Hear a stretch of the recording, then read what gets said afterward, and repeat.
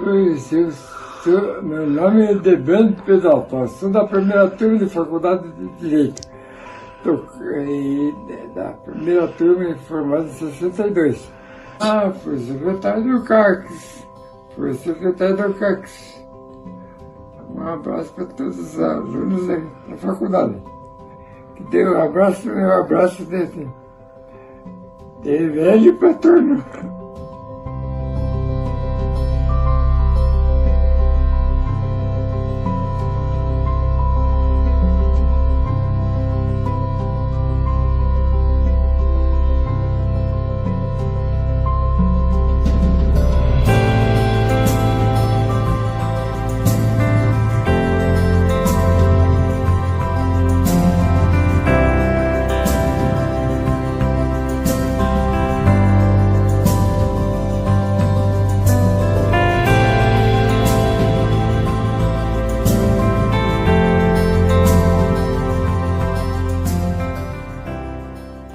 Meu nome é Wagner Menezes, eu fui presidente do Centro Acadêmico Carvalho Santos na sua gestão de 35 anos. Eu me recordo que, inclusive, esse foi o tema da nossa campanha, CACS 35 anos. Foi um período muito bom, um período em que existia uma outra perspectiva sobre a sociedade brasileira, né? Nós estávamos vivenciando um processo de transição, não só no cenário internacional, mas como também no cenário nacional. Então, nós fomos a geração que viveu a expectativa do fim da Guerra Fria, a partir de 1989, e também o desencadeamento, especificamente na América Latina, num processo de redemocratização ou de democratização.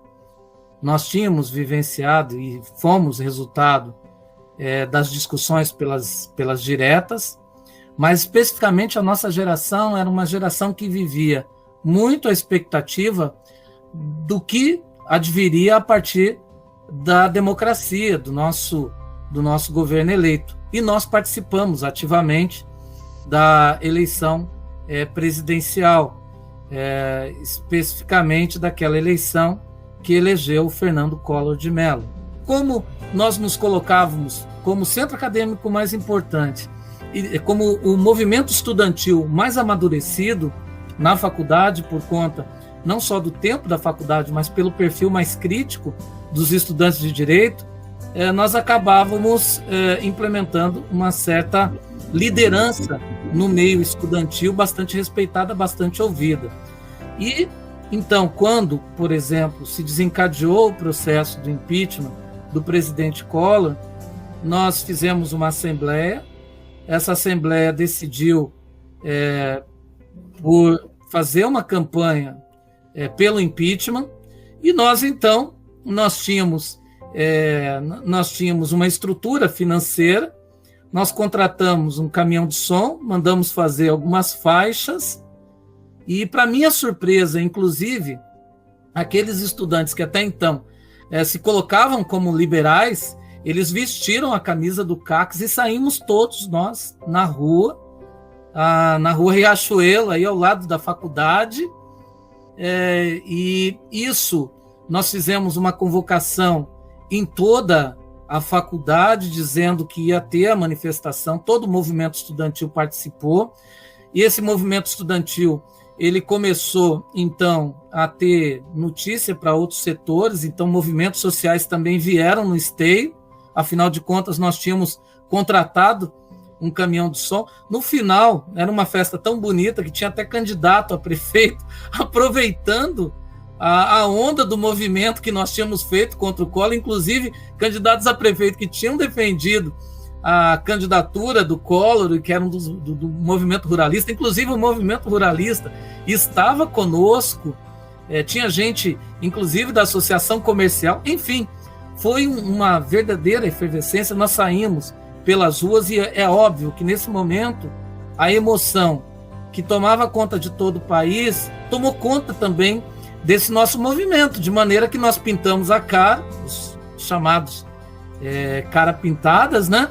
E mais, nós pegamos a Constituição, alguns acadêmicos tinham uma faixa preta no braço, e nós saímos pela rua Riachuelo, subindo até, eu acho que é a Balduino Táxi, se eu não me engano, e depois entramos, descendo a Balduino Táxi, entramos naquela rua principal, na rua principal de Ponta Grossa. E foi, assim, um verdadeiro movimento maravilhoso. Inclusive, eu me lembro muito bem, o professor Marcelo Silva também estava conosco nesse movimento, né? E até hoje nós contamos histórias deliciosas dessa passeata. Quando nós olhamos, sinceramente, o que mais me chamou a atenção porque era um movimento inicialmente do CACS, porque nós tivemos a votação na Assembleia, com apoio, então, do DCE, mas quando nós olhamos para a rua, que eu olhava a rua Riachuelo abaixo, e ela estava totalmente tomada por estudantes de todas as matrizes, por gente de todas as matrizes, foi realmente emocionante. E aí, o caminhão de som parou na avenida principal de Ponta Grossa, que agora eu não me recordo, vocês me desculpem, eu não me recordo o nome exatamente, mas eu não sei se existe ainda, mas ali na rua do Correio Central, naquela rua, e nós fizemos ali, nós seguimos até o ponto de ônibus, a estação de ônibus, né? E ali nós fizemos discursos, os estudantes subiam, faziam discursos, quem quisesse fazia discurso fora color, e foi realmente um acontecimento marcante que nós tivemos nesse tempo, né? Nós nunca sabemos quando nós estamos fazendo história, e que isso sirva, essa mensagem sirva para vocês. Você trabalha, você faz as coisas, você participa das atividades, e a maior surpresa, a maior alegria que eu tive um dia foi quando o professor Adriano Smolarek me mandou uma foto que vocês tinham resgatado desse movimento que para a história do centro acadêmico era importante. E eu passei a pensar claramente sobre isso. Nossa, naquele momento nós estávamos ali vivenciando, nós estávamos cumprindo a obrigação que o CACS tinha que cumprir, mas não tínhamos ideia de que nós estávamos participando e também fazendo história. E essa conexão minha com o centro acadêmico, eu espero que ela permaneça para sempre, e ela vai estar para sempre comigo também. Muito obrigado pela oportunidade desse depoimento.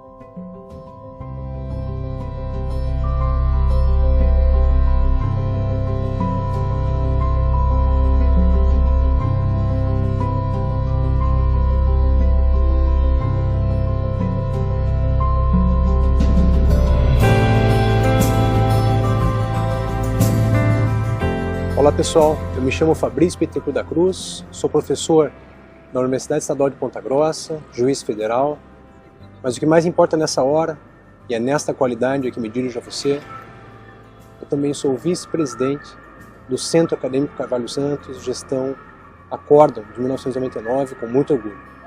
Para mim, um fato absolutamente marcante, decisivo, foi a construção da sede do CACS. O CACS não tinha sede própria, aliás, pelo que me recordo, nenhum centro acadêmico do EPG tinha. E por acaso nós descobrimos que a própria UEPG tinha um projeto de espaço, tinha reservado espaços naquele estacionamento que hoje é a sede do CACS, tinha reservado espaços pré-definidos para vários centros acadêmicos. Nós fomos atrás desse projeto, descobrimos que o nosso espaço seria aquele onde hoje está a sede, e começamos a trabalhar em prol da construção da sede. Fizemos eventos, fizemos rifas, enfim, nós fizemos o que foi necessário para conseguir verba. Começamos a motivar os alunos a frequentarem a nossa sede. Como? Nós inventamos as carteirinhas. E todo aluno que quisesse a carteirinha teria que fazer sua inscrição na sede do CACS. Mas o que motivaria o aluno a ir atrás da carteirinha? Nós colocamos, e essa ideia foi genial, salvo engano foi do Guilherme, nós colocamos uma máquina de xerox dentro do CACS, cobrando 1 centavo a menos por cópia. Pessoal, pensa nisso no momento em que PDF, internet, Dropbox eram o Dropbox não existia. PDF, creio eu que não existisse também. Então, o xerox, a pasta do professor alocada na fotocopiadora, era a essência da relação teórica entre alunos e professores. Sabendo disso, nós pedimos para os professores colocarem as pastas no CACS, colocamos a máquina de xerox num custo mais barato e assim viabilizamos que a sede, a materialização do CACS se encontrasse na nossa sede. Todo mundo frequentava, todo mundo ia à sede, nós estávamos todos muito orgulhosos disso. E a partir de então, não haviam mais aqueles limites que antigas gestões encontraram. Nós podíamos muita coisa. Nós tínhamos verba, nós tínhamos credibilidade, nós tínhamos motivação, nós tínhamos apoio de professores e colegas alunos. A Larissa e a Jurema queriam muito atingir níveis de excelência nos eventos que promovíamos. E surgiu a ideia de certificar o aluno em 24 horas. Isso foi feito, não existia até então, era um controle manual. Nós inserimos catracas eletrônicas, enfim, cartão magnético, coisas que, para a época, eram muito, muito, muito diferenciadas. Enfim, do CACS eu trago para a vida que é importante que nós acreditemos nos nossos ideais e também que a atuação em grupo faz a diferença, especialmente se for uma atuação acima da política partidária. O que eu diria para a atual gestão? Antes de mais nada, obrigado por essa incrível oportunidade. Em segundo lugar, que vocês possam também, é um desejo, que vocês também tenham a oportunidade que vocês estão transmitindo a nós. E para os alunos, para os colegas, para os meus alunos, enfim, para os acadêmicos do EPG, do curso de Direito, eu diria: o nosso mundo é do tamanho da nossa imaginação. Sonhem alto, trabalhem muito em prol disso. E um dia atinjam seus sonhos, seus objetivos.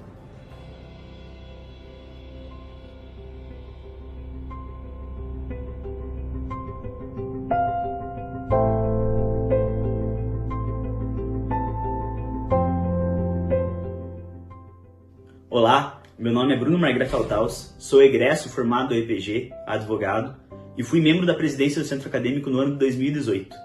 Foi o ano da primeira presidência colegiada, que junto com a Camila Sanches e com a Yumi Rorier, as duas também já formadas advogadas, fizemos esse primeiro passo na história. Quando estávamos ainda estudando o Estatuto do Centro Acadêmico, nós já participávamos, e percebemos que existia a possibilidade de todos os órgãos serem da forma colegiada, ao invés da forma presidencial com vice. E aí, inclusive, que tem uma história muito interessante, porque quando a gente leu esse dispositivo, pareceu de fato uma novidade, porque de fato era, e consultamos, à época, o redator do atual Estatuto do CACS, que tinha mencionado: nossa, mas será que isso está mesmo lá? Eu escrevi isso? E aí nós lendo o Estatuto, falamos: nossa, de fato, todos os órgãos podem ser tanto com presidente e vice, ou da forma colegiada. Então, como se daria uma presidência colegiada? Como se fosse um colégio de coordenadores. E a partir desse modelo, que foi adotado até então e permaneceu, percebemos que é muito melhor ter 3 cabeças pensantes, mais braços para trabalhar, e assim o CACS consegue ir mais além na sua história. Então desejo a todos um excelente ano de trabalho no CACS e que a história dele assim permaneça. Um abraço.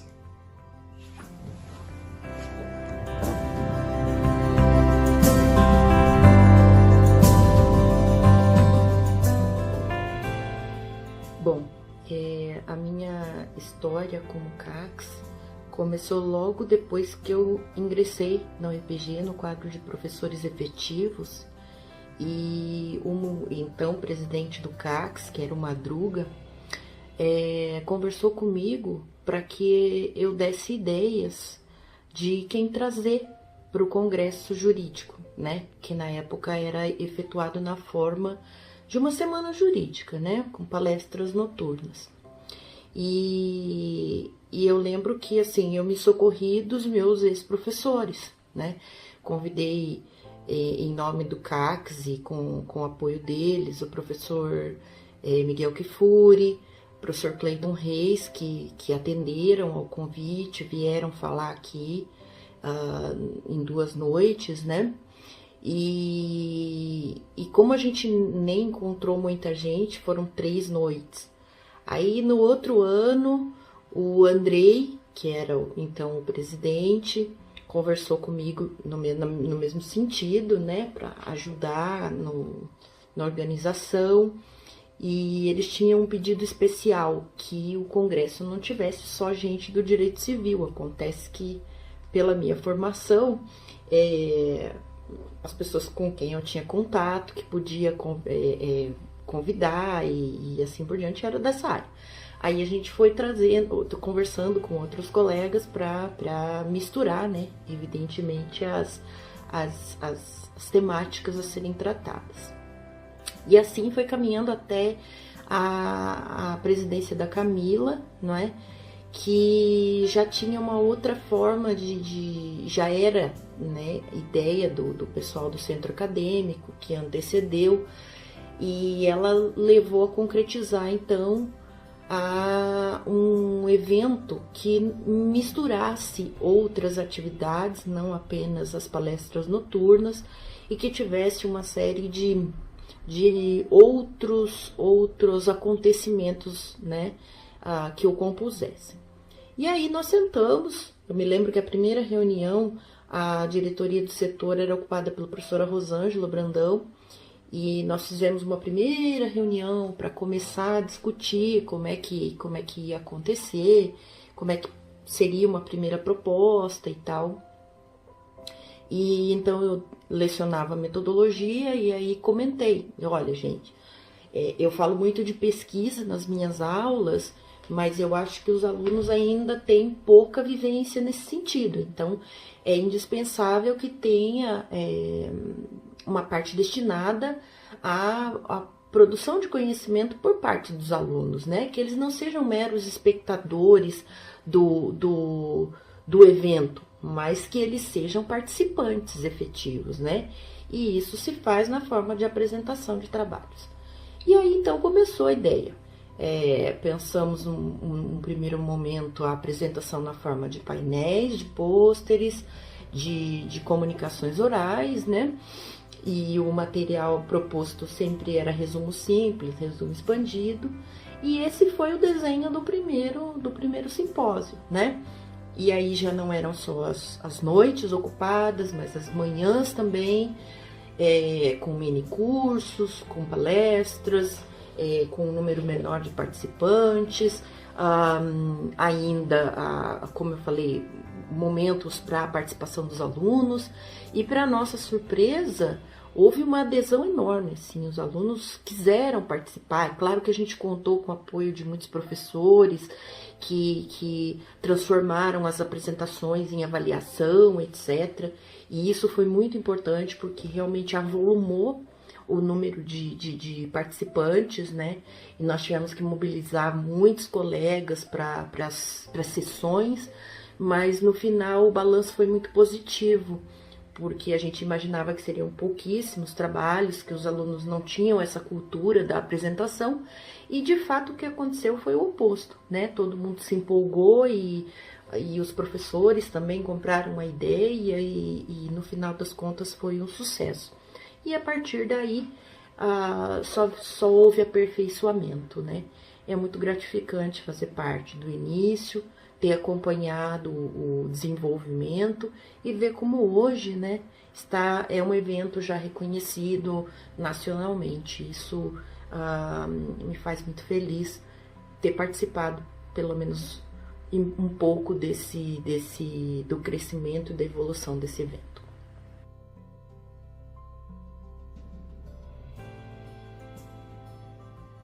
Boa noite, senhoras e senhores. Sejam todos bem-vindos e bem-vindas. O 12º Simpósio Jurídico dos Campos Gerais é uma promoção do setor de Ciências Jurídicas, da coordenação do curso de Direito e do Centro Acadêmico Carvalho Santos, da Universidade Estadual de Ponta Grossa, com o patrocínio da empresa Cross Formaturas. Neste evento, nós compõe a mesa o professor Dr. Fabrício Bittencourt da Cruz, que será o mediador desta noite, né? E os membros da presidência do CACS, Alex Soares, Beatriz Martinelli e a tesoureira Rafaela Nesgart, e os secretários Pietra Carvalho, Gustavo Zen e João Pedro Miranda. Anunciamos agora o palestrante da noite, o excelentíssimo Dr. Rafael Baggio de Luca, que abordará o seguinte tema: Banco de Dados Criminal Multibiométrico, um direito fundamental do suspeito da prática de um crime. Lembramos que as perguntas devem ser enviadas ao Instagram do CACS ou nos comentários da plataforma para que sejam passadas ao palestrante. Passo a palavra agora ao professor Dr. Fabrício Bittencourt para a leitura do currículo do nosso palestrante da noite. Boa noite a todos, boa noite a todas. Muito obrigado, Dirceu, pela gentileza de me passar a palavra. E agora cabe a mim fazer a apresentação do nosso palestrante de hoje. Eu vou fazer uma breve leitura do currículo do Rafael e, na sequência, eu vou contar um pouquinho mais das coisas que sei a respeito do nosso ilustre palestrante de hoje. Então, o Rafael é delegado de Polícia Federal e gestor do projeto EPOL da Polícia Federal, que significa Inquérito Policial Eletrônico. E o Rafael também é gestor do Grupo de Desenvolvimento do novo Sistema Nacional de Informações Criminais, que é um módulo específico do EPOL. Professor na Academia Nacional de Polícia, onde também é um dos coordenadores da matéria de Polícia Judiciária. Assistente técnico do Corregedor-Geral da Polícia Federal, gerindo as áreas de Gestão Estratégica e Doutrina e Capacitação da Corregedoria Geral. Possui graduação em Direito na UEPG, portanto, é colega nosso, colega de todos nós aqui na UEPG. Também é pós-graduado em Direito Público pela Escola da Magistratura Federal, no Paraná. O Rafael está cursando o mestrado, e olha que interessante o perfil interdisciplinar do nosso palestrante de hoje. Ele cursa mestrado em Ciência da Informação na Universidade Federal de Santa Catarina, a UFSC. Atuou como delegado de Polícia Federal em Ji-Paraná, Rondônia, responsável pela Unidade de Gestão Estratégica da Corregedoria Geral de Polícia Federal. O Rafael também foi assessor de gabinete de juiz de direito substituto em 2º grau, aqui no Tribunal de Justiça do Estado do Paraná. Também atuou como advogado e também atuou como conciliador no Juizado Especial Estadual. E eu também gostaria de dizer duas qualidades que deveriam compor o currículo oficial do Rafael, que eu sei e admiro muito o Rafael em razão dessas características. A primeira delas é que o Rafael é um exímio orador. Eu já disse em várias oportunidades que o Rafael foi orador da turma dele, graduação em Direito, e todo mundo sabe o significado dessa fala na formatura de cursos superiores. E o Rafael, naquela ocasião, fez o discurso como orador mais belo que vi em toda a minha vida. E eu perguntei para o Rafael o porquê, como é que ele tinha feito. Eu fiquei entusiasmado e, na sequência, falei: Rafa, como é que você entregou esse discurso, essa oratória da forma como você fez? Ele falou assim: professor, eu me coloquei nessa situação, treinei e imaginei esse discurso nos últimos 6 meses da minha vida. Não é à toa que realmente o discurso foi inesquecível, ao menos para mim e para todas as pessoas que estavam lá. E o Rafael também, pessoal, é guitarrista. O Rafael tem uma banda, eu não sei até que ponto hoje em dia ainda está operacional, uma banda chamada Los Náticos, que inclusive tem um vídeo no YouTube. Eu indico para vocês, então é Los Náticos, e o clipe se chama 10 segundos, né? 10 segundos. Então tá lá, é um clipe antigo, vocês vão ver que é de 2009, então vocês vão ver hoje um Rafael diferente do guitarrista lá de trás, mas vocês vão entender um pouco mais e conhecer um pouco mais do perfil multidisciplinar e de várias habilidades do nosso palestrante de hoje. Rafael, para mim é uma imensa alegria testemunhar a sua fala de hoje, que encerra com brilhantismo o nosso simpósio jurídico. Com a palavra, o nosso palestrante. Bom, boa noite a todos. A professora Dirceia, professor Fabrício, uma honra estar com vocês aqui hoje. Bom que ele já começou deixando a expectativa baixa do pessoal, falando que é um ótimo palestrante e tal. Mas é um prazer, eu estou muito grato, fiquei muito feliz, agradeço demais ao Centro Acadêmico pelo convite de estar aqui essa noite com vocês, comentando um pouco do que é o nosso trabalho, né, e deixando a gente à disposição. Estava conversando com a professora Dirceia antes, a ideia de vir aqui é justamente expor aquilo que a gente está desenvolvendo hoje na ponta da Polícia Federal para a academia. né? A academia tem que validar essas nossas ideias, tem que validar esses nossos trabalhos, e se a gente não trouxer para debate, nós não conseguimos avançar. Eu vou pedir para passar o primeiro slide e a gente já começa comparando. Bom, essa daqui foi uma pesquisa que a gente fez a partir do tema, né? O que você acha da coleta obrigatória e tal. Então nós tivemos 27 contra, 36, 37 a favor e 12 indecisos. Nossa conversa hoje é um pouco esclarecer o que é isso daí. Eu já peço para cortar para o primeiro slide. E aí, deixa eu me apresentar. Sou o Rafael Barge de Luca, delegado de Polícia Federal. E vou falar sobre direito e tecnologia. O que tem em direito e tecnologia que a gente pode dizer como ciências similares, que eu vejo, né? Ambos têm que resolver problemas. E o que significa resolver problemas? Adianta para vocês que se eu chegar hoje e falar assim, enquanto tecnologia, que eu desenvolvi um disquete, não sei se vocês sabem o que é um disquete, de 5 megabytes, que vai armazenar, porque os disquetes antigos eram 2,4. Irá me resolver problema na vida real? Da mesma forma, eu penso que é o direito. O direito ele não pode servir para ele mesmo, ele tem que estar associado a um problema. E ele surgiu assim, o direito lá atrás surge para resolver, né, esvaziar a justiça de um contra o outro, um querendo matar o outro, relações sociais, herança, enfim. Tem toda essa história para resolver problemas sociais, e é esse aspecto que eu trago para vocês na noite de hoje, para a gente pensar qual o problema que a gente está abordando. E aí, esse é o nosso problema inicial, que essa pessoa foi presa em flagrante e depois foi solto e apresentou este documento. Foi preso em flagrante e apresentou esse documento. Audiência de custódia, foi solto. Tá? Pergunta, foi condenado essa pessoa e mandado de prisão vai sair. Vai sair em nome de quem? Vou recordar aqui, dá uma olhada no nome do documento. A foto está certa, essa pessoa se apresentou. O nome vai sair, Rafael Barge de Luca. Data de nascimento, 27/4/1987. Filho de Séries e Cláudio. E aí eu pergunto para vocês, na hora que o juiz vai pedir um mandado de prisão, que não contém a foto, 90%, quem que vai ser preso?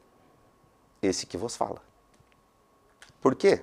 Porque esse é o meu documento.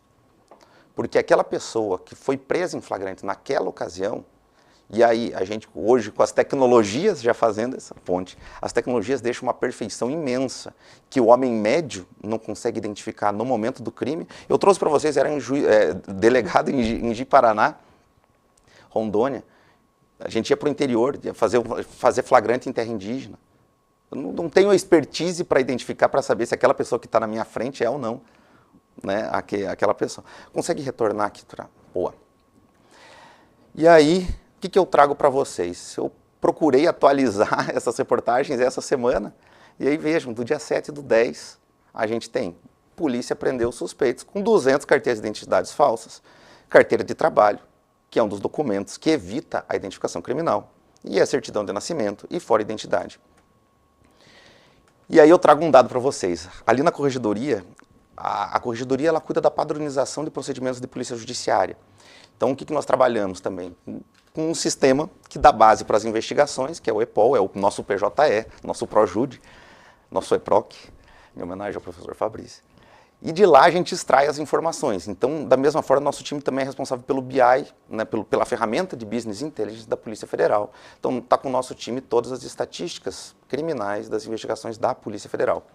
E aí eu trouxe para vocês um dado, que está aí na tela, de qual que é o crime que a Polícia Federal realmente mais investiga nos últimos 10 anos. Primeiro crime com 128 mil inquéritos instaurados. 171, parágrafo 3º. 171, parágrafo 3º. Essa é a realidade do Brasil. Não é a corrupção, não é o que vocês veem na televisão. Aquilo é 1 por 1%. O nosso dia a dia é 171, parágrafo 3º, conforme esses dados que a gente está mostrando aqui para vocês. Tá. E o que tem a ver isso com identificação criminal? Ora, o estelionatário, de regra, ele usa documento verdadeiro ou falso. Ponto 2. Ah, mas tudo bem, pode usar documento verdadeiro. Beleza. Vamos para o segundo crime mais investigado pela Polícia Federal. Qual que é? 304 do Código Penal. Uso de documento falso 49 mil inquéritos instaurados. E aí eu pergunto para vocês, né, na aula de direito penal, vocês já ouviram falar em cifra negra? A gente está falando que esses inquéritos de estelionato e esses inquéritos de uso de documento falso são aqueles que chegaram a conhecimento da Polícia Federal. A gente pode ter feito vários outros flagrantes, instaurados diversos outros inquéritos, tráfico de drogas, contrabando, descaminho, corrupção, que está nessa cifra negra que a gente não sabe se a pessoa usou ou não usou documento falso. E aí a gente pergunta, quem que é a vítima real? Né? A gente tem aquelas de vitimização, criminologia, enfim, eu não quero entrar nesse mérito, a gente só quero que a gente reflita o problema. Eu estou trazendo para vocês o problema sem a gente abordar direito e tecnologia antes. O problema é esse daqui, pessoal. 18/7/2020. Falsificaram o documento desse engenheiro e ele foi preso. Documento adulterado. Ah, você vai falar que é longe. Cara, isso daqui é em Curitiba. Pessoa presa com documento falso, que outro criminoso utilizou aquele documento e na hora de mandar a prisão, na hora de ser condenado, foi ela condenada. Isso é uma faceta do problema. Nós temos outra faceta do problema. Além disso, nós temos dados semelhantes. Nós temos dados semelhantes. E aí a gente tem consequência de dados semelhantes. Eu estou trazendo para vocês outros problemas, né? Isto é, 2021, junho de 2021, motoboy foi preso pela segunda vez. Segunda vez. Porque o nome dele estava lá na sentença, que era ele, com aqueles dados, porque a pessoa tem o nome semelhante. Outra coisa lá, fica 40 dias preso. Gente, o que é 40 dias preso? Porque o nome estava errado. E aí vocês veem assim, esse segundo exemplo, ele não está o nome, não é só o nome que é igual, o nome da mãe é igual. O nome dele é igual, o nome da mãe. E agora, assim, eu me coloco no lugar do policial que fez essa prisão, gente. Como é que na hora que chega uma pessoa, você está com mandado de prisão, expedido pelo Dr. Fabrício, e lá, Rafael Bardiluco, filho das séries, e eu chego e me encontro, porque a gente não tem foto, que de regra não pode tirar foto por conta da identificação criminal. A gente não tem nenhum desses dados, a gente não tem impressão digital, a gente não tem DNA. Quem que você vai prender? Eu vou prender o Rafael. E é isso que está acontecendo. Esse é o problema que a gente tem no Brasil hoje. Homem preso no lugar do homicídio. E aí quanto que custa isso? Gente, são indenizações milionárias, é 3 milhões, 2 milhões, isso custa, isso a gente paga.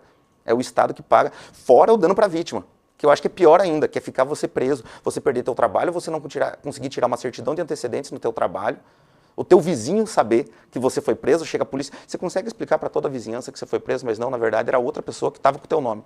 Ou que você tem o mesmo nome da pessoa.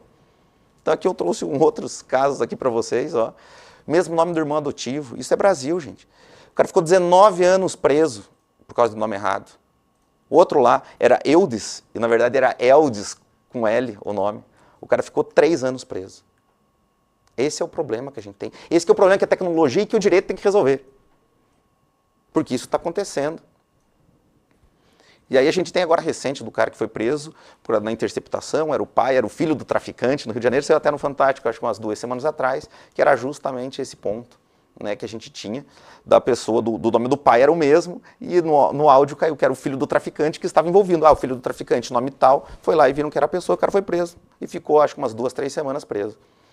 E é isso que eu quero apresentar para vocês. E aí, é esse o nosso problema. Que esse ano a Folha de São Paulo apresentou essa reportagem. Veja, eu fiz questão de trazer que o problema é atual. Inocentes presos. Isso é de maio de 2021. E eu fiz questão de grifar quem que vocês acham, trazendo o problema na realidade. Quem que você acha se tem uma pessoa presa branca e se tem uma pessoa presa preta? Se tem uma pessoa presa com o mesmo nome, rico, e se tem uma pessoa com o mesmo nome, pobre. Quem que você acha que a polícia naturalmente vai prender? É isso que a gente tem que evitar. A gente tem que dar iguais condições para essas pessoas que são suspeitas da prática do crime, para se proteger. O Estado não pode pressupor que aquela pessoa é aquela pessoa somente pelos seus dados, porque isso é o problema que está acontecendo hoje. A gente está prendendo inocente. 25% desse estudo da Folha de São Paulo deste ano é porque pessoa foi identificada incorretamente. 25%. Então, 100 pessoas, 25 ficaram presas. Outra, 42%, a maioria é reconhecimento incorreto. Aí a gente fala, eu pergunto para vocês já, adiantando o que a gente vai conversar depois. Quem que reconhece melhor, ainda que com preconceito, não nego, a tecnologia ou o homem? Quem que reconhece melhor, a tecnologia ou o homem? E aí o que a gente apresenta nessa noite para vocês é o direito e a tecnologia como solução para este problema. E como que a gente pode encarar isso de uma forma olhando o direito e fazendo um cotejo com a tecnologia. Que é isso que a gente vai tratar aqui de uma forma breve para justamente deixar vocês conversarem, deixar aberto para debate, para que a gente consiga construir junto esse raciocínio. Então, numa investigação, a gente pode traçar uma linha lá, suspeito, indiciado, denunciado e condenado. Veja, a gente separa. Suspeito não é o denunciado, suspeito não é o condenado, suspeito não é o indiciado. É o que a professora disse, a gente estava conversando um pouco antes, o suspeito é aquele que está na esfera de observação da autoridade policial. E agora eu pergunto para vocês, quem que é o indiciado? Cara, eu fiquei muito feliz com o convite, porque a gente consegue, eu estou conseguindo trazer para vocês um pouco da aula que a gente dá para os delegados de Polícia Federal, explicando para eles o que é indiciamento. Indiciamento é você atribuir para uma pessoa que ela é o suposto autor daquele crime que você verificou que ocorreu. Ou seja, você verifica a materialidade, o crime ocorreu ou não ocorreu, e se ele ocorreu, você verifica a autoria. Isso é indiciar, você relacionar aquela pessoa àquele fato. E aí o que é muito interessante, que muita gente não sabe, finalidade do inquérito policial. Finalidade do inquérito policial é verificar se o crime ocorreu ou não ocorreu, e se ele ocorreu, quem foi o responsável. Por que eu digo isso? Porque o índice de sucesso da Polícia Federal hoje não é medido por quem ele indicia, não é medido por quem ele prende. Índice estatístico de sucesso das investigações da Polícia Federal, eles são medidos a partir do sucesso que é crime ocorreu ou não ocorreu. E se ocorreu, se a gente conseguiu identificar quem foi o suposto autor. Então, se o crime não ocorreu, é sucesso. Se o crime não ocorreu, é sucesso da investigação. E se ocorreu, o nosso objetivo é descobrir quem que cometeu. E qual que é o índice hoje da Polícia Federal? A Polícia Federal hoje a gente subiu, está com 81%. 81% dos inquéritos da Polícia Federal a gente descobre se o crime ocorreu ou não ocorreu, e se ele ocorreu, a gente descobre quem cometeu o crime. 81%. Essa é a estatística oficial, essa é a estatística que a gente tira todo dia, esse é o meu trabalho. Eu digo isso para vocês porque eu que extraio esse dado dessas investigações, né, com tranquilidade. E aí a gente separa o indiciado do suspeito. Então veja que indiciado, denunciado e condenado é uma qualificação para que a gente dá para aquelas pessoas que estão nessa esfera. Agora eu trouxe uma imagem para vocês, se quiser colocar a imagem em tela inteira, isso, para o pessoal, isso é um boletim individual criminal. Essa é a sala onde a gente deixa todos os boletins individuais criminais e aquilo é uma folha de antecedentes criminais. O que eu quero dizer? O que é um boletim individual criminal? Boletim individual criminal, eu trouxe um aqui para vocês, um antigo. É um formulário que está no Código de Processo Penal e que em todas as investigações, artigo 809 do Código de Processo Penal, aquele que a gente quase nunca lê lá no final, ele fala que de todas as investigações, no parágrafo 3º, a gente tem que extrair um boletim e deixar um na investigação para ir atualizando os andamentos e outro a gente tem que mandar para o Instituto Nacional de Identificação. Então, Fabrício, naquele caso, ou Rafael, né, pegou, e daquele inquérito, então de todos os inquéritos, de todas as polícias, não é só da Polícia Federal, de todas as polícias do Brasil, pela lei, pelo artigo 809 do Código de Processo Penal, tem que fazer esse formulário e encaminhar para a gente ali. E a gente reúne esse dado, pode voltar na tela dos slides, a gente reúne nessa sala do Sistema Nacional de Informações Criminais, que é esse que é o trabalho que a gente está fazendo para atualizar agora e para melhorar, porque a gente viu que o problema não está sendo resolvido de forma adequada, a gente começou com o projeto de reestruturação dele há 2 anos. E a gente vai entregar agora na metade do ano que vem. E aí, já aquele spoiler, justamente, facilitar para que todos os atores da persecução criminal, acusação, defesa, investigação, julgador, tenham acesso a essa folha. O que é a folha de antecedentes criminais? É a reunião de todos os boletins individuais criminais daquela pessoa. Então, quando eu indicio aquela pessoa, eu faço um formulário, boletim individual, e encaminho para o Instituto Nacional de Identificação. Função nossa ali na Polícia Federal, enquanto Instituto Nacional de Identificação, é reunir todos esses formulários e dizer, essa pessoa é essa pessoa. Essa pessoa é essa pessoa. Quem faz isso é o papiloscopista policial federal. Essa é a função do papiloscopista. É reunir pessoas. Para quê? Juizado especial, para quê? Mandado de prisão, antecedentes. Então, assim, dosimetria da pena, reincidência, você não consegue unificar se você não consegue ter o que a gente chama de chaves. Né? E qual que seriam as chaves? É o nome da mãe? Então, veja, será que se fosse naquele caso, hoje, tradicionalmente, é o nome da mãe, data de nascimento. Qual foi aquele documento apresentado inicialmente? Ia estar na folha de antecedentes de quem? Aquele flagrante. Na do real cometidor do crime ou na minha? Né? Então a folha de antecedentes é isso.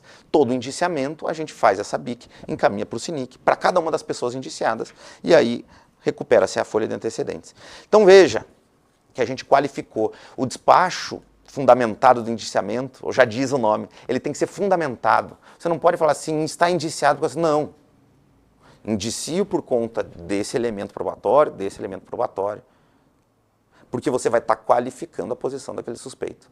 Então veja, a gente está tendo um juízo de valor a mais, fundamentado, de um delegado de Polícia Federal, delegado de Polícia Civil, de que aquela pessoa tem indícios, sobre ela recai indícios que cometeu o crime. Um crime que notou-se que existe. E aí o que a gente...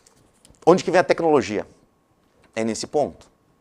Face, DNA e digital é onde a gente complementa as chaves, as conexões dessas passagens individuais das pessoas. É isso que dá qualidade, que a gente vai conseguir evitar de que aquele pessoal vá preso. E quando a gente fala em dados multibiométricos, e aí é um parênteses que é muito interessante, acho que vocês assistiram aquele estudo do pessoal do MIT sobre face, do Netflix, e muito se discute. Gente, aquilo é uma faceta de dados biométricos. Aquilo é face. Quando a gente fala em multibiométricos, é face, é DNA, é impressão digital, é íris e a voz.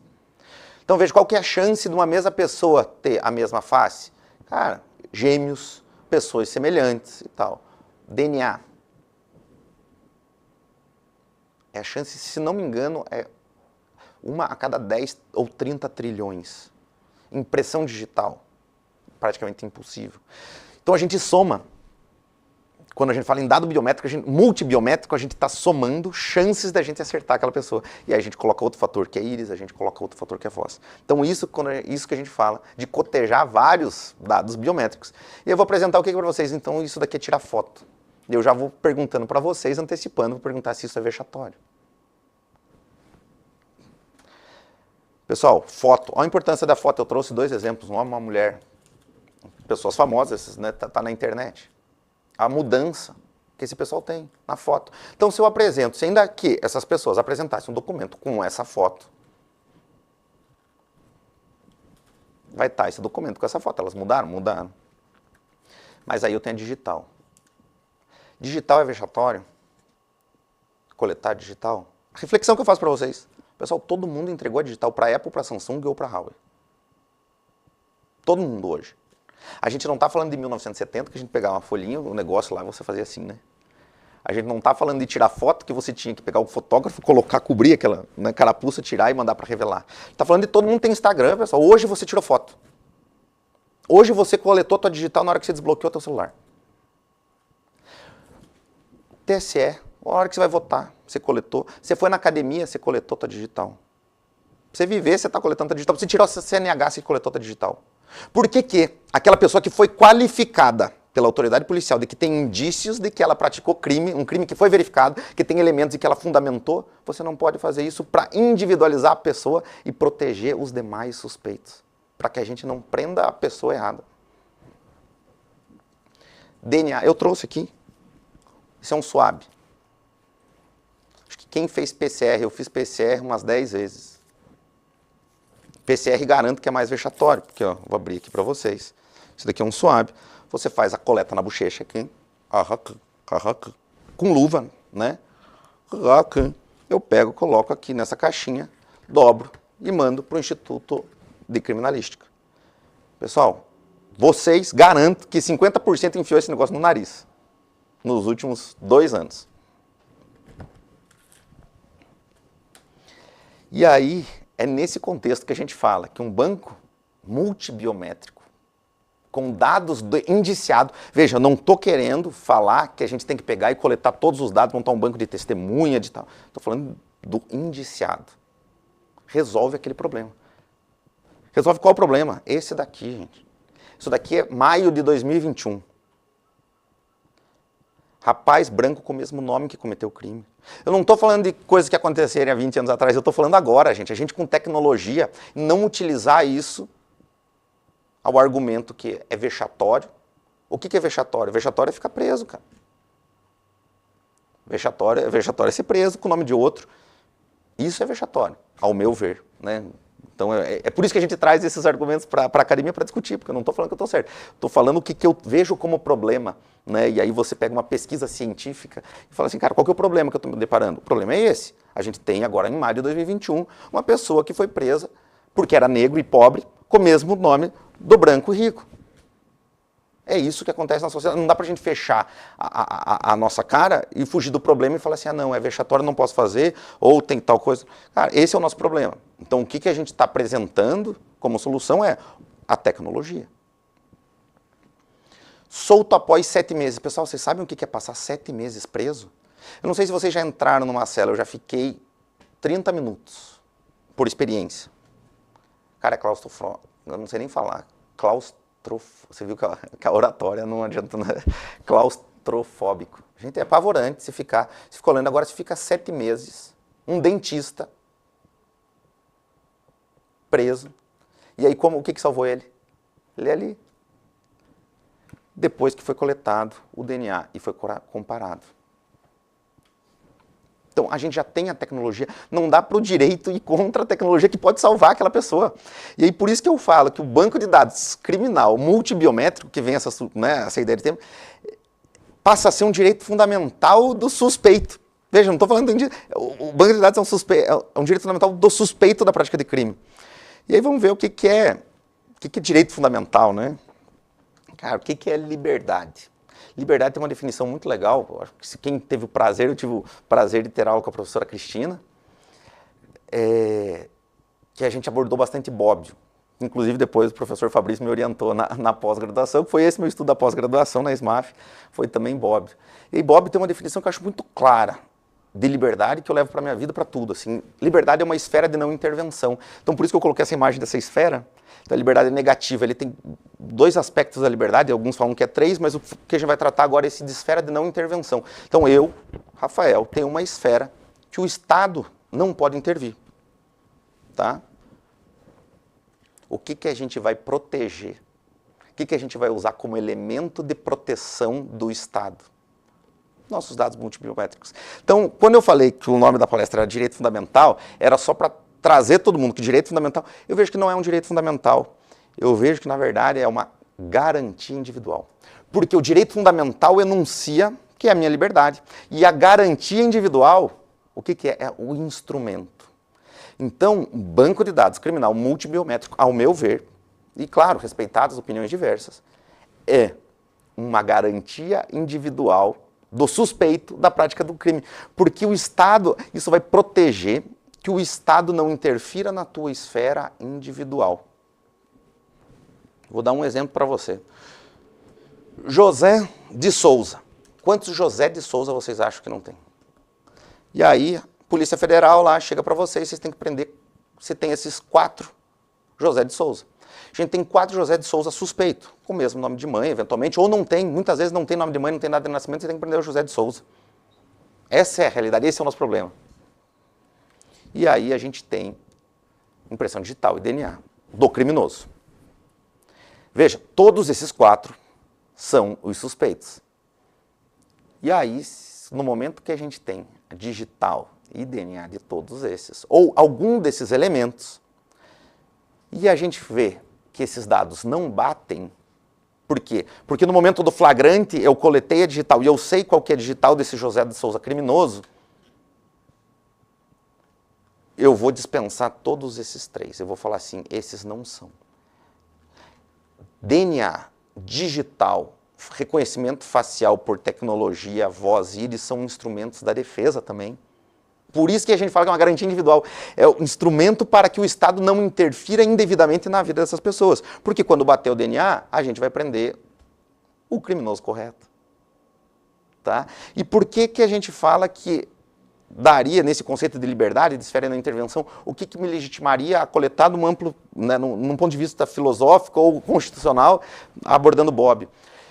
2 aspectos básicos da liberdade. Um é a esfera de não intervenção estatal. E o outro, ele fala que a liberdade também é você participar das decisões do Estado.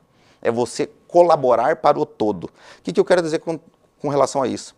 Quando você indiciar a pessoa, aí entra em acordo social, a gente construir o raciocínio, cara, quando a gente indiciar uma pessoa, um delegado de polícia, indiciar a pessoa, cara, essa esfera dela de liberdade, qual que é a esfera de liberdade? A do DNA, da identificação do DNA, da identificação da impressão digital, ou da impressão da íris, ou de algum desses dados biométricos, ela abre mão em favor da coletividade. Porque você tem um fundamento, você tem uma justa causa para abrir mão em favor do todo.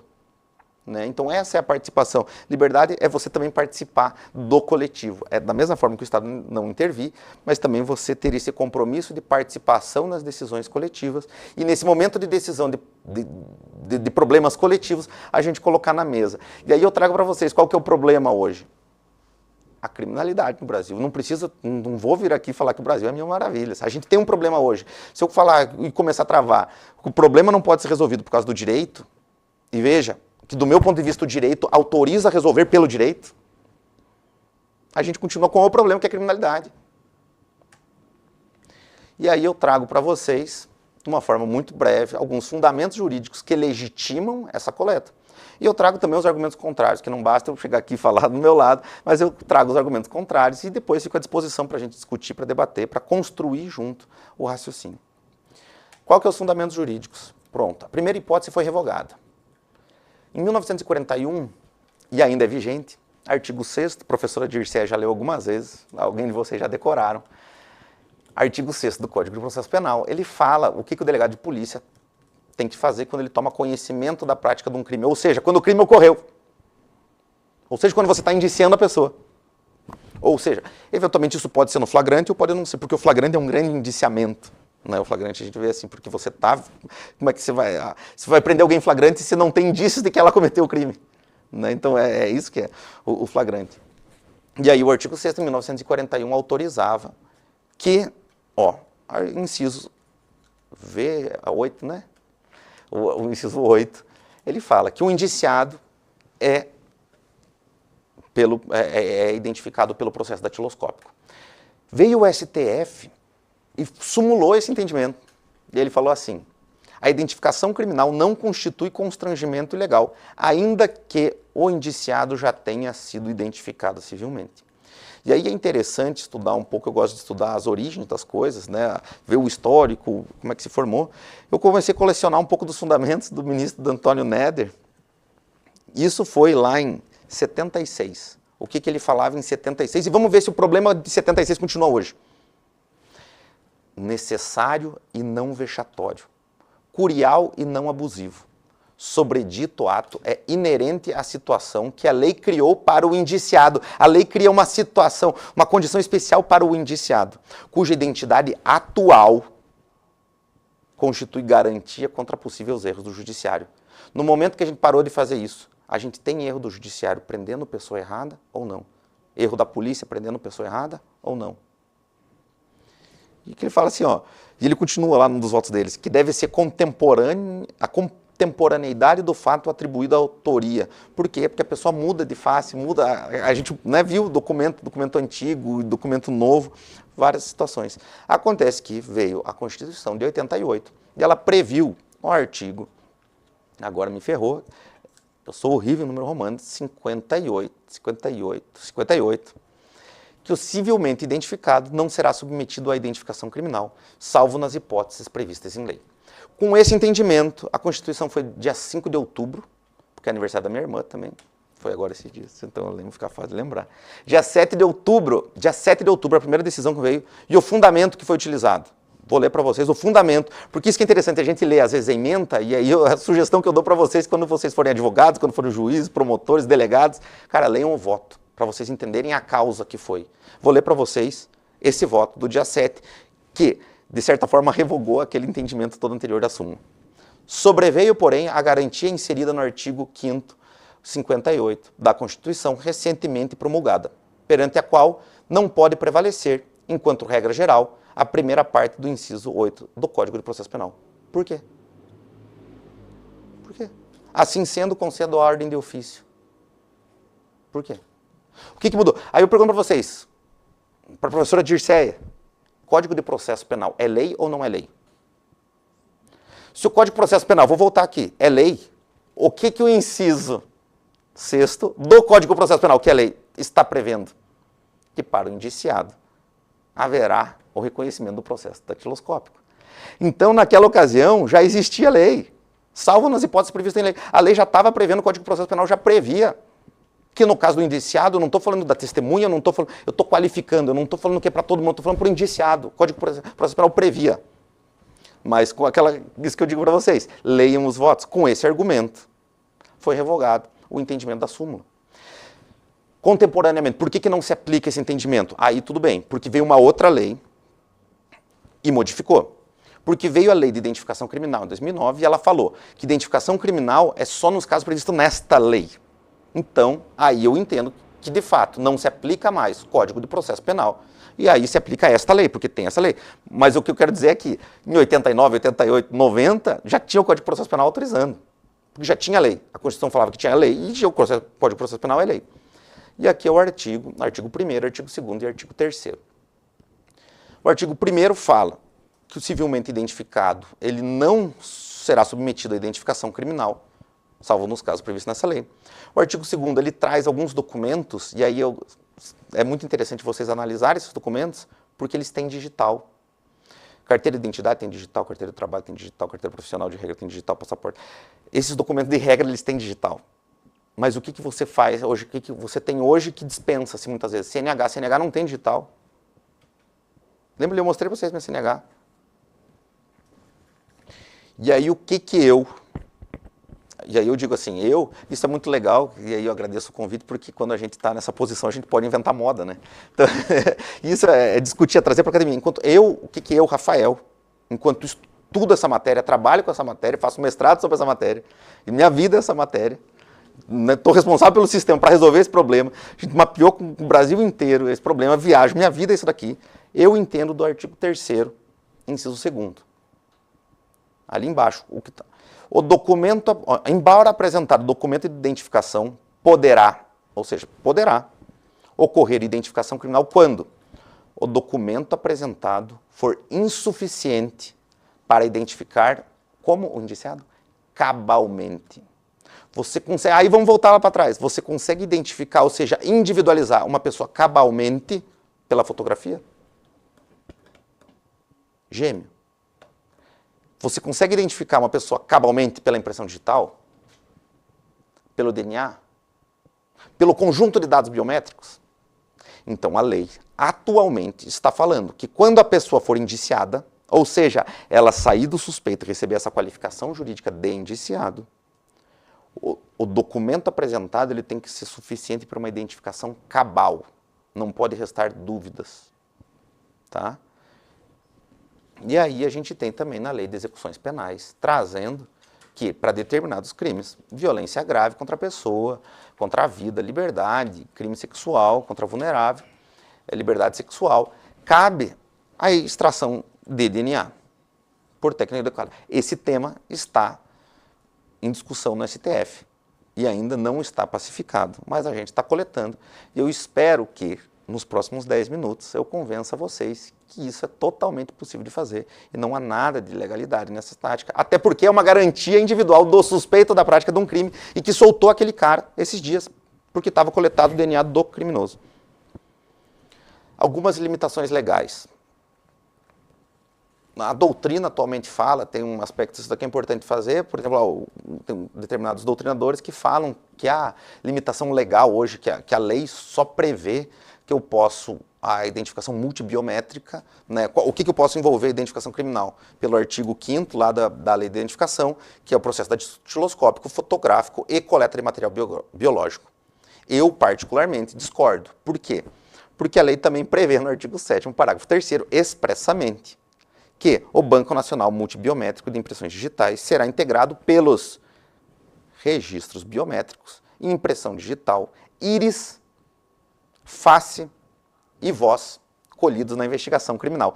Então vocês estão vendo que a mesma lei que traz, ao meu ver, de forma taxativa não, exemplificativa em cima, embaixo ela complementa com outros dados. E eu vejo que o direito não pode limitar a tecnologia, até porque mesmo a tecnologia vai ser uma garantia individual daquele suspeito da prática de crime, como a gente pode ver nesse caso. Tá? Então, assim, eu vejo que, embora, e com todo respeito a quem defenda ao contrário, aquele rol não é taxativo de cima, porque o próprio artigo 7º da mesma lei já traz outras hipóteses que o Banco Nacional vai coletar. Ora, não faria sentido a própria lei trazer íris, face, voz e outros dados que vão surgindo, né? Tem outros dados, tem um colega que faz, tem uma técnica que a gente está utilizando que é reconhecimento de veias de mão. Então, assim, vão surgindo novas técnicas multibiométricas de individualização da pessoa com o avanço da tecnologia. O direito não pode barrar. É isso que eu quero trazer, a gente tem que resolver problemas. Né? E aí uma questão que eu vejo que é legal, que é a da exclusão. Quando que a lei fala que deve ser excluído esses dados ainda aqui coletados? Quando não tem oferecimento da denúncia, ou a rejeição, ou a absolvição, a pessoa pode requerer a retirada da foto, desde que apresentadas provas da sua identificação. E no caso, daí no segundo, exclusão do perfil genético, absolvição do acusado, ou decorrido depois de 20 anos. E aí aquela reflexão que a gente faz, ora, se a coleta daqueles dados, a pessoa foi qualificada como indiciado, e por isso que aquela pergunta que eu fiz inicialmente era se permanente ou não, você qualificou, você abriu mão daquela tua liberdade individual, e se tornou uma garantia individual para todos de que ocorresse uma exata identificação, será que é constitucional eu excluir aquele dado uma vez coletado? Porque aquele dado não é mais meu, aquele dado é uma garantia individual dos outros suspeitos, para que eles não sejam presos injustamente. Outra vez, uma pessoa com aquele mesmo nome, com aquela mesma qualificação, você vai individualizar pessoas. Esse é o nosso grande desafio e esse é o problema que a gente tem. E aí eu trago para a gente encerrar aqui, para abrir já para perguntas, para respostas, que eu acho que isso que vale, alguns argumentos que são os contrários. Primeiro, ato vexatório. Esse é o argumento que o STF utilizava antes já com o Código de Processo Penal, e utilizava assim, em 1970, antes de 1970 ali, falando que não podia, e tem muitos doutrinadores que acham que é vexatório. Como eu disse para vocês, já dando um spoiler daquela hora que eu falei que ia adiantar, veja, ser vexatório, ao meu ver, é ser preso. Ser vexatório é ser preso ilegalmente. Ponto 2. Contexto temporal. O que é um contexto temporal de a gente pensar o que é vexatório? É aquilo lá. Gente, hoje, o que é tirar foto? O que é coletar DNA? Eu lembro quando eu trabalhava, eu fiz estágio na vara de família em 2005, aqui em Ponta Grossa, segunda vara do Dr. Flávio. Eu lembro que, de regra, a extração de DNA ainda em 2005 era por sangue. Cara, hoje isso daqui, ó, é o SWAB. Vexatório, você não vai nem ao hospital, a própria polícia, a gente vai lá e resolve. Mesma coisa, você compartilha a tua impressão digital com todo mundo, com Apple, Samsung e tal. Lesão física. Machuca tirar a impressão digital? Machuca fazer isso daqui na boca? Cara, se machucar é mínimo. Arrancar cabelo machuca? Cara, tirar nota baixa machuca também. São atos da vida. Terminar um namoro machuca. Né? Assistir a palestra sexta-feira à noite. Desde vocês podem estar tomando um vinhozinho, uma cerveja já com o pessoal. Mas a vida machuca. Você vai falar que um fio de cabelo arrancado, para você garantir um direito individual de outra pessoa, né, que faz parte daquela coletividade, vai te machucar? Né? Então, se machucar vai ser mínimo. E aí eu faço uma provocação, uma reflexão, na verdade. E eu quero abrir um parênteses, não quero ser polêmico, por favor, não é o caso. Tomei vacina, sou totalmente a favor, mas uma reflexão é o seguinte, cara, se você cotejar entre não colocar um SWAB para né, o Estado não pode colocar um swab na boca para você coletar informações que garantam a segurança da coletividade. E você poder colocar uma vacina no braço de forma obrigatória, também para a segurança da sociedade. E eu acho justo, se vacinem. Isso, ao meu ver, e eu fiquei com dor de cabeça, eu fiquei um dia de cama, machucou mais a vacina, e eu acho que, né, ao meu ver, todo mundo tem que se vacinar, do que outro ponto, se você extrair, né? Então, assim, intervenção estatal, ela precisa, muitas vezes, ao meu ver, para garantia do coletivo. A gente vive numa sociedade. Outro ponto, bancos de dados para controle estatal. Aí eu quero dar um exemplo para vocês, o que é dados biométricos, o que são dados de DNA. Cara, DNA, o que é o DNA que a gente coleta? Uma coisa é uma técnica de sequenciamento genético e outra coisa é a técnica de DNA para extração para investigação criminal. Explico. Sequenciamento genético é eu pegar toda aquela fita de DNA e reproduzir de modo que eu consiga copiar as características físicas daquela pessoa. Mais ou menos 80% do DNA da pessoa não é conhecido para que se serve. A gente chama, né, uma zona escura. Essa zona escura, que o pessoal não sabe para que serve, dessa zona escura, retiram-se algumas medidas. Então, assim, imagine uma fita métrica, uma fita, e a gente vai vendo espaço. No Fabrício, o espaço, a gente pega vários locais dessa fita. São, no mínimo, 13 locais. A gente pega essa fita. Do local 1, qual que é a distância? Do local 2, qual que é a distância? Do local 3, qual que é a distância? E a gente traduz essa distância do locus do DNA em uma identificação. Então, o que vai individualizar a pessoa não é o conteúdo do DNA, mas sim a distância do locus, que não dá para fazer nada com isso daí. Você não copia um ser humano, você não consegue controlar, você não sabe se a pessoa é homem ou se é mulher, você não sabe se a pessoa é morena, se é clara, se é oriental, se é nada. Você faz medições. Então, por isso que a gente diz, uma técnica de sequenciamento de DNA para fins de reproduções genéticas e análise genética é totalmente distinta da técnica empregada para a identificação individual de pessoas num banco multibiométrico, que de regra são 13. Para vocês terem uma ideia, a gente tem 3,2 bilhões de pares. A gente trabalha ali em 13 locos e analisando mais ou menos essa dimensão. Então, cara, é impossível você conseguir identificar uma pessoa de forma a extrair características, além de que essas 13 locos são de espaços que não se sabe para que se serve. Então, não é da cor do olho, não é o espaço da cor do olho, não é o espaço do tamanho, não é... É isso daí. Então, medir uma parte, é outra técnica, isso que é importante ficar claro. A comparação para fins de dados multibiométricos e é o sistema do FBI que a gente usa, que o mundo inteiro utiliza, é essa técnica utilizada. A gente padronizou, né, a gente enquanto polícia padronizou, polícia, judiciário, órgãos internacionais, padronizou qual que é o locus que a gente vai pesquisar para fazer as comparações. Então é a comparação de locus. Preconceito do reconhecimento facial, aquilo que eu já falei para vocês. Tem dois pontos. A primeira é uma técnica que a gente consegue adaptar, você não trabalhar apenas com uma extração. Então veja, aquele caso, eu assisti o estudo do MIT, mas hoje a gente tem possibilidades de fazer com que vários bancos se comuniquem. Tem um estudo que a gente está fazendo até para a questão das interceptações, você tem sotaques diferentes. Então a gente tem que aplicar uma técnica de processamento daquela linguagem de forma diferente em cada região do país.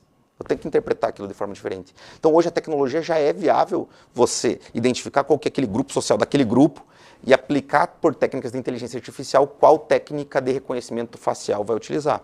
Além disso, assim, para mim é muito claro, eu tenho mais segurança no reconhecimento pela TI do que pelo ser humano.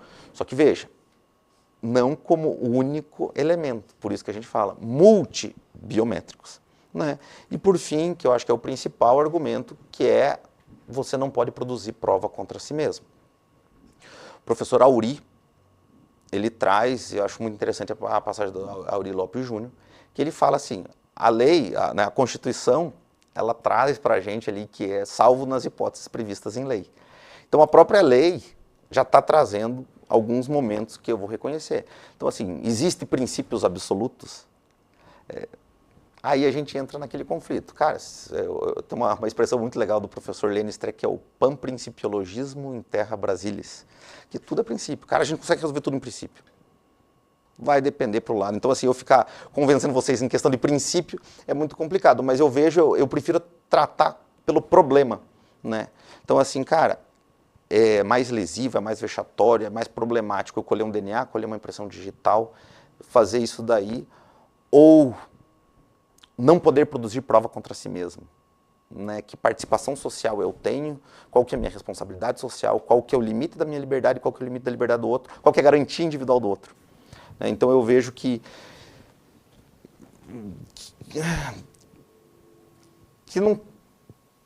não produzir prova contra si mesmo. Esse é um problema que a gente tem que enfrentar em vários momentos. E aí, intervenção estatal, né? A lesividade, eu vou abrir a boca da pessoa para coletar o DNA, É complicado, mas assim, entrando, eu acho, ao meu ver, que poderia. Não vou chegar a cotejar proporcionalidade e tal, mas eu quero trazer um exemplo aí, voltando nas origens que eu gosto de fazer. Cara, Estados Unidos, da onde surgiu o princípio, faz isso. A Alemanha faz isso. Vários outros países fazem isso. E a gente não faz, muitas vezes, porque o nosso princípio é interpretado de determinada forma. E aí o que acontece? Essa frase de Beccaria, que eu acho muito clássica ela, para encerrar com vocês à noite, que é essa frase, né? Que um dos maiores travões ao delito não é a crueldade das penas, mas a sua infalibilidade. A certeza de um castigo, mesmo que moderado, causará sempre impressão mais intensa que o temor de outro mais severo, aliado à esperança da impunidade. Ou seja, a certeza da pena é mais efetiva do que a própria intensidade dessa pena. Quando a gente tem um banco multibiométrico, a gente tem certeza de que aquela pessoa, a gente consegue gerar um temor de que aquela pessoa, se cometer crime, vai ser identificada. Ah, mas isso é teoria? Não. Isso já aconteceu. Tem um estudo de 2020 na Dinamarca e um estudo de 5 anos nos Estados Unidos. O que aconteceu com aquelas pessoas que estão no banco de DNA? Diminuiu a reincidência, aumentou a reinserção social e diminuiu o preconceito no momento de recepção no mercado de trabalho. Será que não é isso que a gente quer para a nossa sociedade? Será que não é esse o nosso problema? Então eu agradeço, e agora sim com a minha foto, depois de um reconhecimento. Desejo a todos uma boa noite, fico à disposição e novamente agradeço demais a honra de estar com vocês aqui. Um grande abraço. Bom, pessoal, vocês viram então a maestria do Rafael, a generosidade do Rafael entregar para nós não apenas um conhecimento teórico, mas uma transmissão de know-how, né, que está com ele. Se existe algo que eu não falei no início e foi de propósito para que todos nós tivéssemos juntos a impressão, é que o Rafael tem a arte do encantamento, né, e o encantamento é pela paixão naquilo que faz. Não tenha dúvida que tudo isso que o Rafael traz para nós decorre de uma paixão elevada pelo trabalho, pela entrega de algo acima de qualquer expectativa em sua atuação profissional. E, Rafael, nós já temos 2 perguntas, uma vai ser lida por mim e outra será lida pela professora Dirceia. E eu gostaria aqui, no embalo do que você falou, Rafael, tocar num assunto que é muito instigante no direito constitucional, que é o assunto da mutação. Mutação constitucional. Mutação constitucional difere de reforma constitucional. Reforma acontece quando? Quando você muda a Constituição, através de uma PEC, que depois vira emenda, depois de aprovada pelo Congresso, como recentemente, ontem inclusive, foi aprovada uma PEC. E isso acontece com mudança, reforma de lei ordinária, com reforma de código, assim por diante. Já a mutação, ela não depende de uma reforma, não depende de uma votação lá no Congresso para mudar, por exemplo, o Código de Processo Penal, o Código de Processo Civil ou a Lei de Execução Penal que o Rafael apresentou. A mutação ocorre muitas vezes por interpretação do mesmo texto diante de novos contextos. Tá? Isso é muito relevante para a gente entender, Rafael, muito do que você falou para nós e talvez temos uma abordagem assim, abrir nossos horizontes para não ficarmos presos nos nossos dogmas do passado. Por exemplo, em tributário, existe uma regra de imunidade que diz assim, olha, jornais periódicos e o papel destinado à sua impressão são imunes a determinados impostos. O que é uma imunidade? Não paga imposto. Depois de um tempo, o Supremo Tribunal Federal disse assim, olha, essa imunidade que está escrito só do papel, ela também vale para CD-ROM. Aí você pensa, poxa, mas CD-ROM não é papel, né? É um negócio que tem uma base física, mas não é papel. Mas a função do CD-ROM que contenha revista, periódico, ou seja, que tenha a função de transmitir conhecimento para maior número de pessoas, tem a mesma função de um papel de livro e periódico. Ou seja, o Supremo, apesar de estar lendo papel na Constituição, ampliou a imunidade tributária também para CD-ROM. Os tempos passaram, e rapidamente, né, e recentemente o Supremo editou uma súmula vinculante que diz assim, olha, quer saber?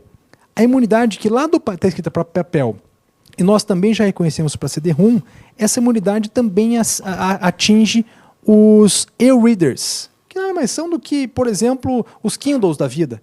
Por quê? Porque a função de transmissão e acesso ao conhecimento é o que interessa para essa norma e não necessariamente a literalidade que está ali. Aí você está se perguntando, tá, em tributário isso funciona, mas em penal, processo penal. A nossa Constituição, pessoal, em momento algum usa a palavra internet, ou pelo menos na redação original não usava.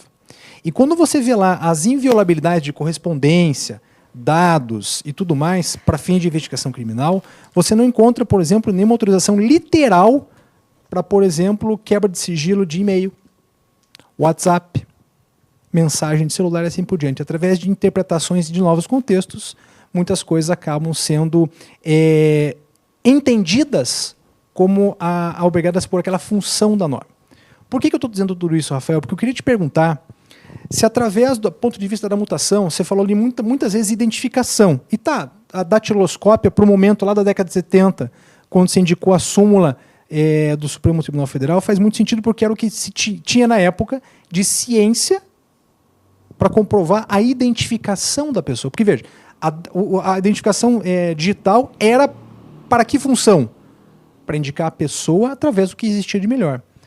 A minha pergunta para você, vocês estão vendo alguma possibilidade, algum discurso, nesse sentido da mutação com foco na identificação criminal e utilização dessas novas ferramentas que você apresentou para nós?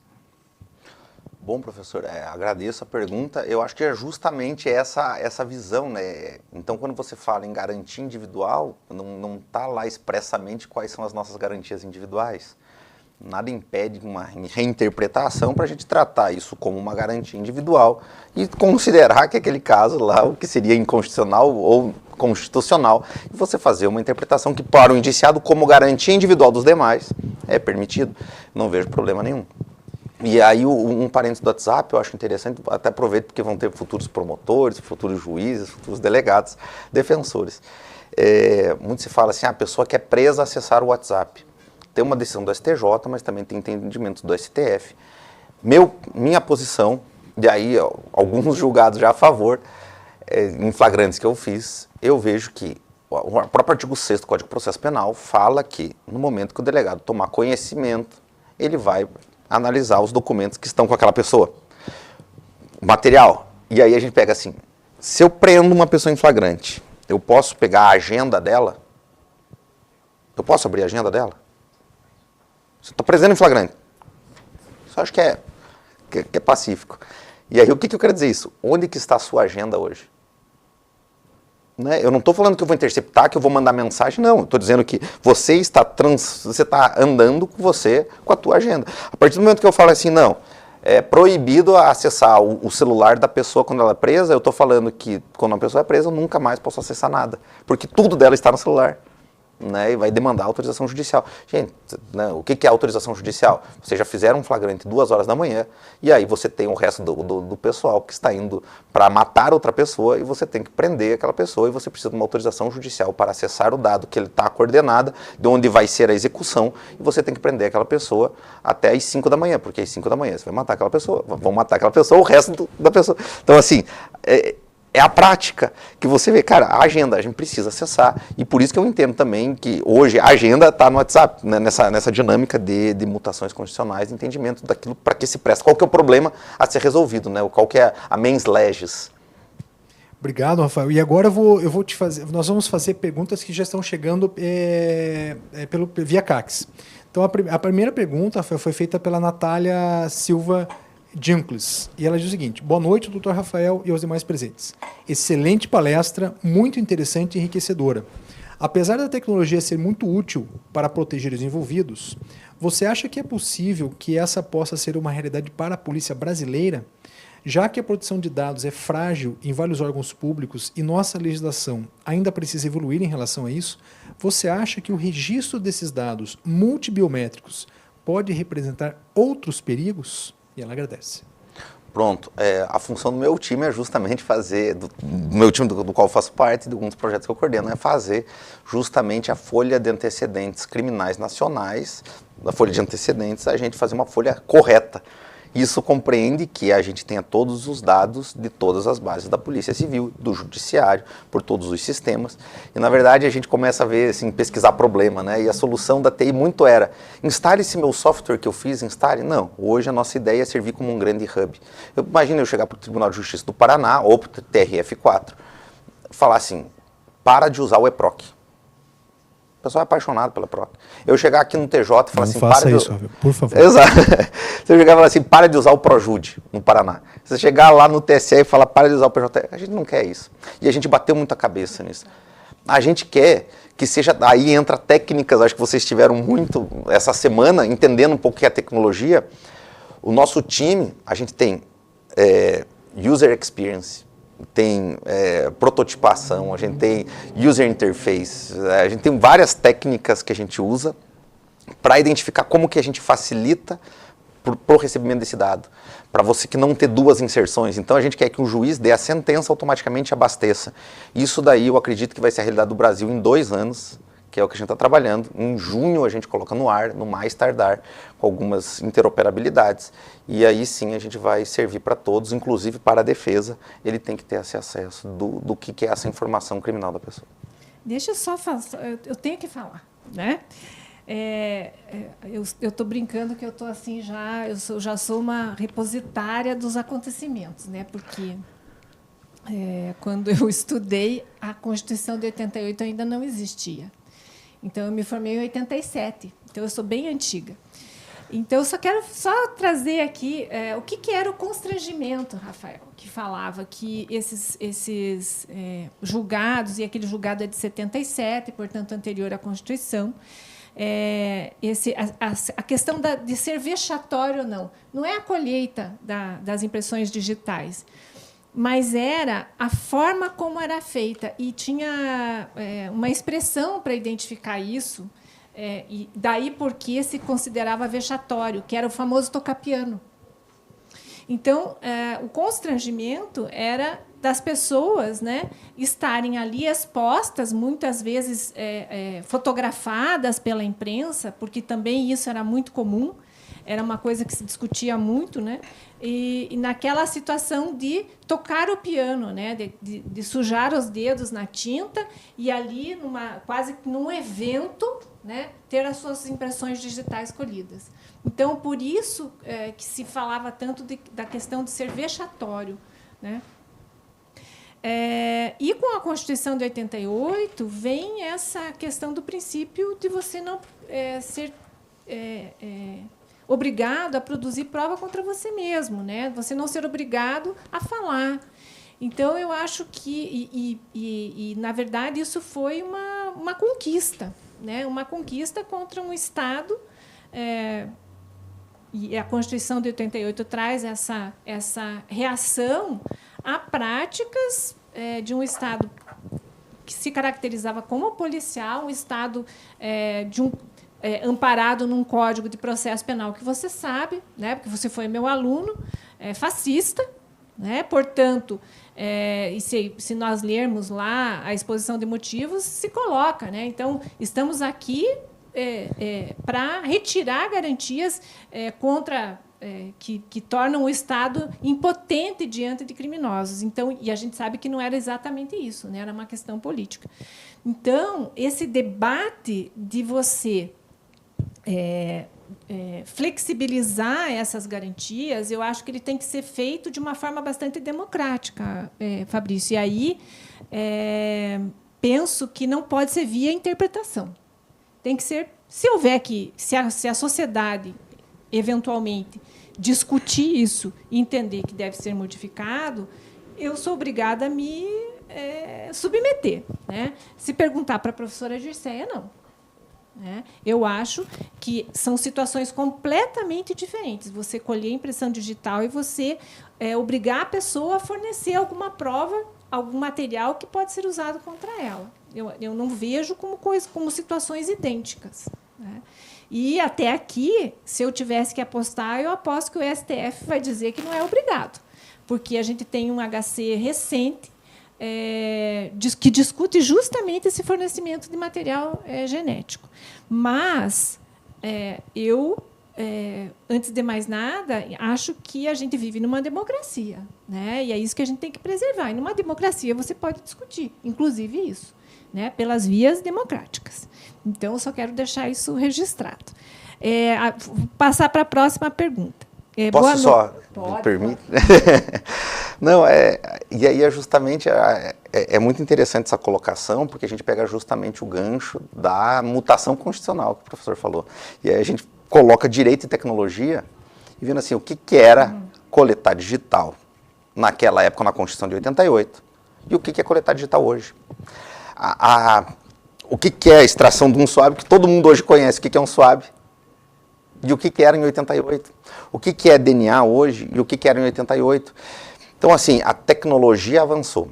E é nesse ponto que, no momento que a gente fala que o direito vai barrar o avanço de tecnologias que vão servir como garantias para outras pessoas, o direito acaba sendo um fim nele mesmo e não resolver problemas. Porque se a gente não fizer isso, aquele problema, aquelas mesmas pessoas vão continuar sendo presas. Né? Então, é esse parênteses, mas, né, como eu disse, a gente tem que trazer esse tema, e eu acho que o espaço principal é a academia, porque dessa nossa conversa vai ter gente falando de um jeito, vai ter gente falando de outro jeito, e a gente vai construir, né? Vai ser isso é democracia, isso é participar, isso é estudar. E só um ponto que é interessante, que no momento que a senhora falou, professora, do tocar o piano, né?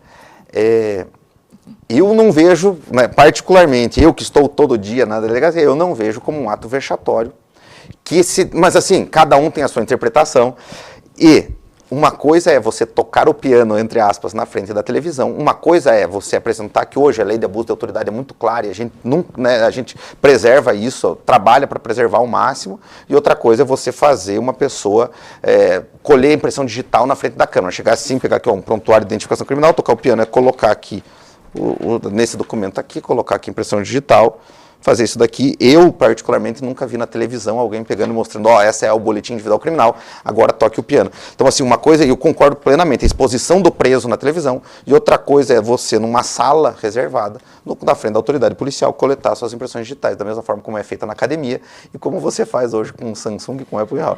Mas é só para dar esse contraponto. Assim, hoje, realmente, Rafael, não se faz, mas há 30, 40 anos era uma prática corrente. Não, e acrescento, tem Então, se você pegar, isso tem até na internet, se você pegar os filmes, os vídeos, você vai ver que era um momento, não estou dizendo que isso acontece agora, até porque a colheita é completamente diferente. Né? Mas, à época, por isso aquela expressão no julgado da colheita vexatória. À época, né, era vexatório mesmo, e muitas vezes era usado como mais uma forma de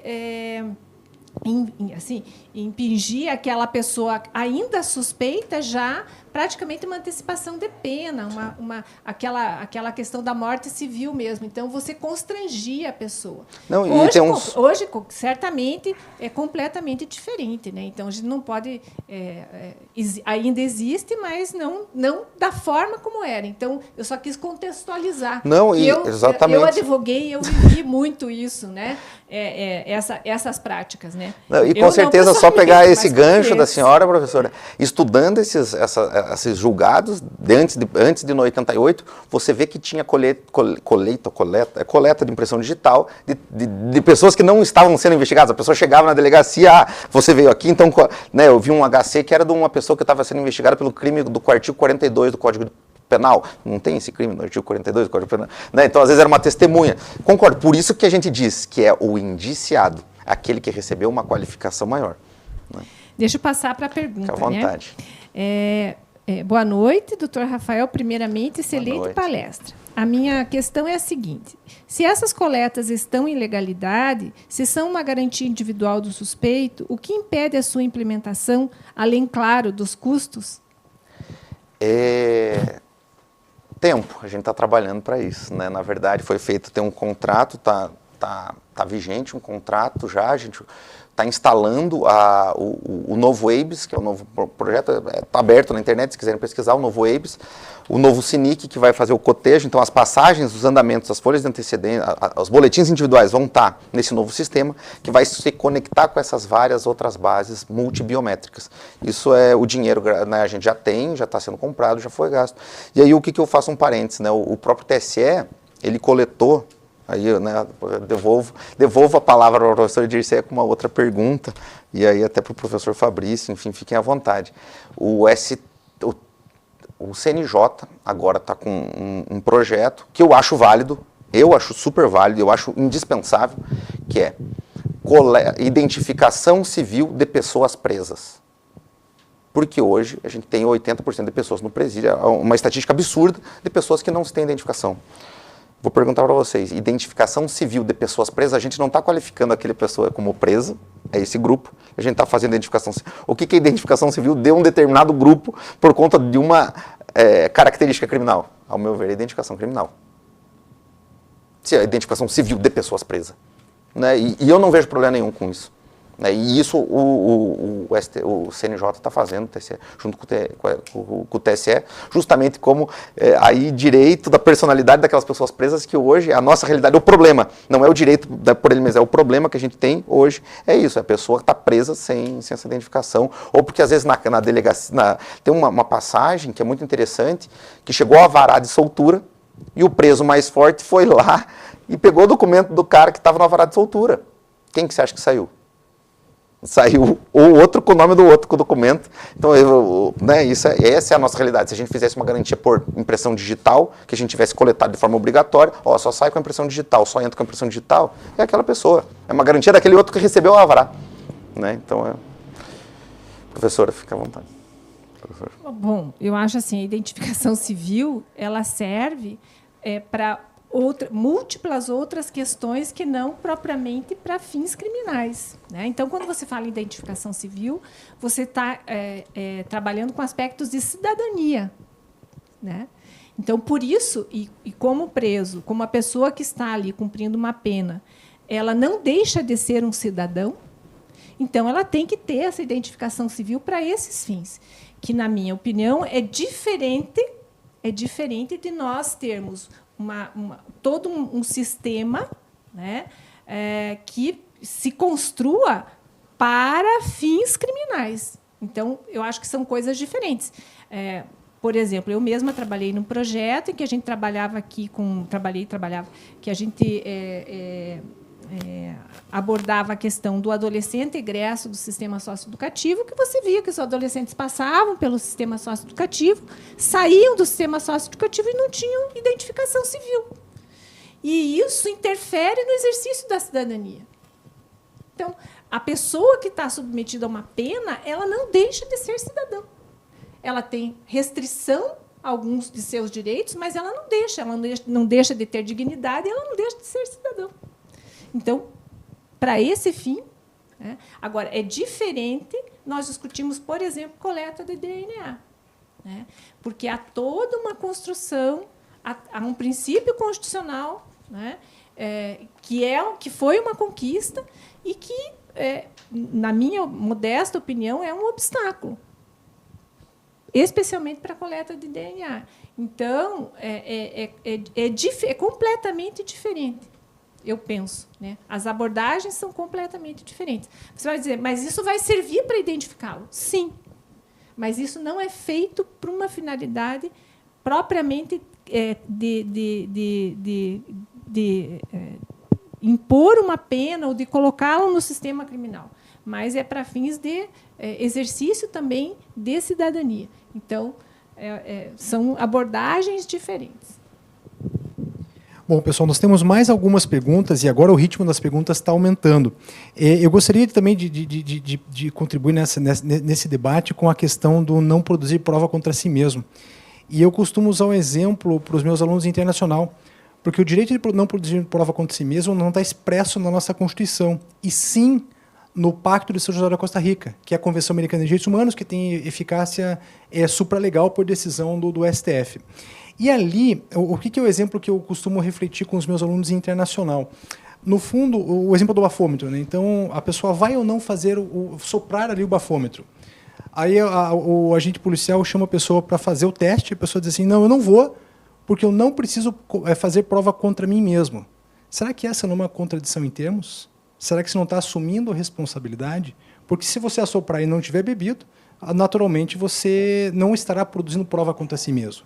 Agora, se você se negar sob o argumento de que não quer produzir prova contra si, significa que você está dizendo que se você soprar, você estará produzindo prova de que você bebeu e está dirigindo. Então, às vezes, eu vejo, dependendo do contexto, eu analiso o direito de não produzir prova contra si mesmo como sendo uma contradição em termos, a depender do contexto. Bom, deixa eu apresentar aqui, nós temos 3 perguntas da seguinte maneira. Uma é bem direta do Daniel Weiner. Ele diz assim, existe alguma proporcionalidade da coleta das informações biométricas com a gravidade do crime? A lei, ela fala, né? Então, assim, toda pessoa que for condenada, ela classifica aqueles... Deixa eu até voltar aqui. Que seriam esses... Deixa eu voltar aqui. Esse daqui, né? Então, a Lei de Execuções Penais, artigo 9A, 9A,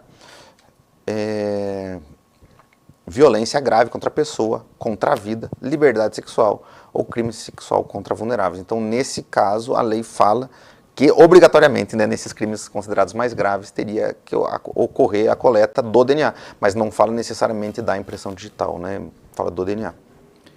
Obrigado, Rafael. E nós temos a pergunta agora do Leandro Batista Damasceno. O Leandro diz o seguinte, deixa eu virar aqui. O Leandro diz... Importante é a coleta de material genético de presos, em especial de crimes sexuais. Trago o caso Raquel Genofre, que só foi elucidado com a coleta de material do preso em São Paulo. É um ato até de preocupação com a devida penalização de crimes contra mulher e crianças. O palestrante concorda?